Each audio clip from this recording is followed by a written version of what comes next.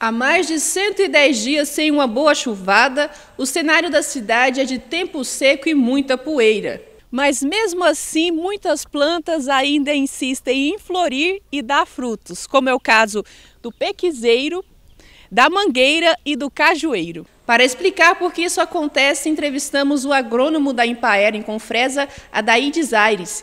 Ele explica que, apesar de ser mais comum vermos as plantas florir na primavera e no verão, no caso dos pés de caju, manga e piqui, o comportamento é diferente.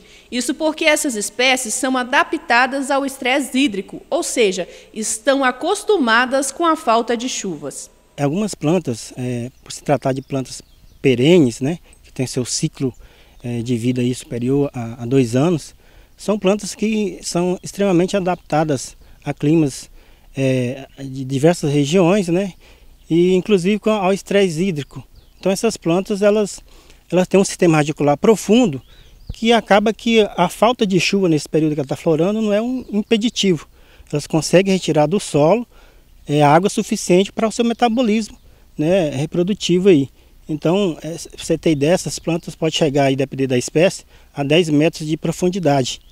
Então, o estresse hídrico acaba sendo até um estímulo para a planta reproduzir, porque existe até um ditado que diz que planta feliz, ela não reproduz. Ela precisa de algum estresse. Se ela tiver todas as condições de clima favorável, ela estiver vegetando bem, ela vai estar achando que está no bem bom e não vai reproduzir. Então, a falta de chuva, no caso dessas espécies, ela pode ser um estímulo para a planta reproduzir. Existem outras particularidades em relação às plantas perenes. Para que o ciclo da vida continue, elas precisam passar por outras etapas, que vão além da florada e da produção de frutos. É importante frisar também que essas plantas têm estágio fenológico, né, bem regulares, né, assim como as plantas perenes também, que são as fases de que elas estão vegetando, né? Assim, logo após o período que elas terminam a frutificação, elas vão entrar num período de repouso, né? E após esse período de repouso elas vão cair as folhas, ou parcialmente, ao caso dessas espécies, são espécies consideradas espécies subcaducifólias, né?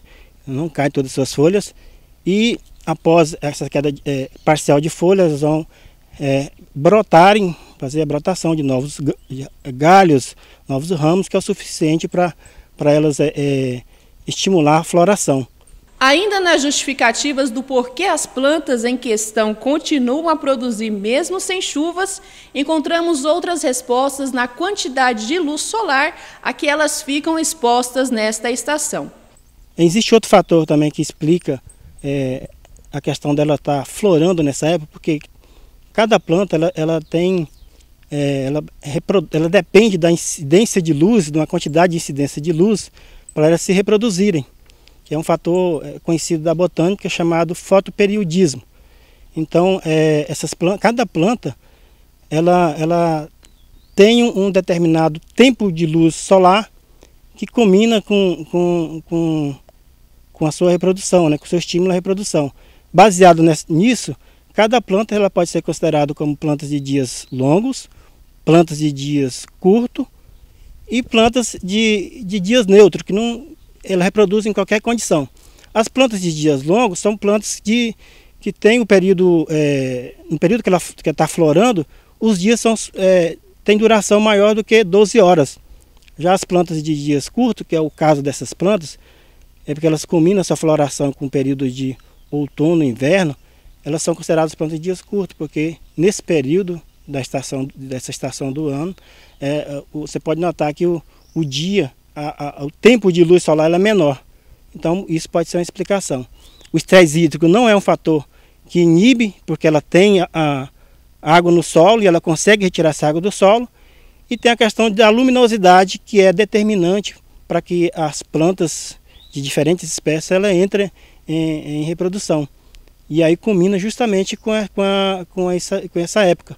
Não está chovendo, mas tem a luminosidade necessária para ela estimular o florescimento e a produção dessas plantas. Explicações dadas e dúvidas esclarecidas, agora é só esperar a maturação desses frutos e aproveitar os cajus, as mangas e, por que não, um arroz com piqui, que eu, particularmente, já estou com saudades.